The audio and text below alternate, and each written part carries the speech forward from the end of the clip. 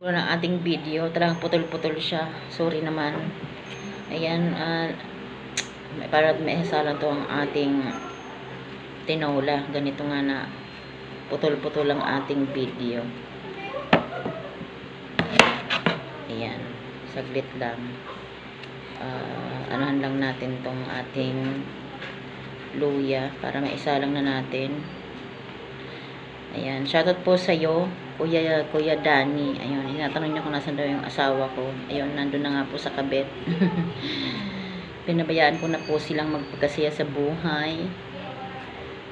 Ayos lang po yun. At least may peace of mind ako. Wala sa akin nanunumbat, wala sa akin, basta nagkaroon ako ng sa sarili ko, respeto. Kasi relasyon wala ng respeto kasi wala na. Hindi na talaga yun. Tsaka marami na naging problema. Ayun, may pagkamamasbi yung aking ex. Bibili ng rep silang magnanay yung magkasama.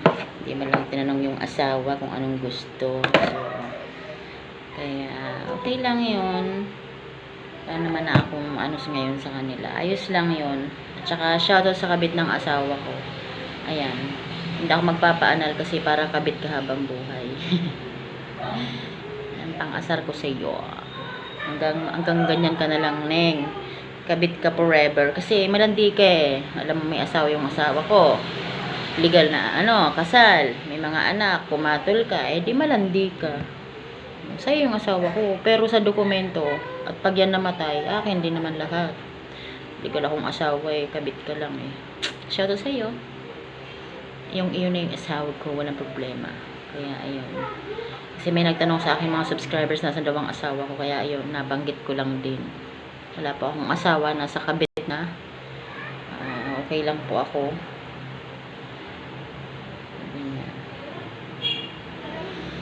Okay, sabi ni Kuya Edison, ayun, yummy naman ng mga luto mo. Ayan, nakasubscribe na ako sa iyo. Ayan, maraming salamat po sa iyo, Kuya Edison. Shoutout po sa inyo. Hindi tayo makatapos-tapos ating pagluluto. Hala na. Ayan, shoutout po kay Edmar Angkana. Galing po siya sa San Pablo City. Ayan, mga taga Laguna, shoutout sa inyo. Lalo na sa mga taga San Pablo. Shoutout din sa aking mga kalugar, Kabuyaw. Shoutout po sa inyong lahat. Sabi naman ni Kuya Antonio Lumbay, watching always, idol from Alicia Bohol. Ayun, shoutout po sa inyong mga taga Bohol. Sabi naman ni Dennis Lizardo, ganda mo naman po. Ayan, thank you po Kuya Dennis. Hindi po lumalaki yung ulo ko, di rin ako yung mayabang. Sa mga nagsasabing, ayun, mga narinig ko na gano'n, maraming salamat po kasi na-appreciate nyo ako kahit po medyo stress ako. Yun, aminado po ako na sobrang stress ko, kaya syempre po nag-fail ang aking marriage life, kaya nag-move on po tayo. Pero okay lang yun kasi naka-move on naman ako. Pero namang problema ako sa kilay ko kasi yung aking eyeliner, hindi ko makita yung pantasa. Kaya MJ, bili mo na ako ng eyeliner. May message talaga kita mamaya.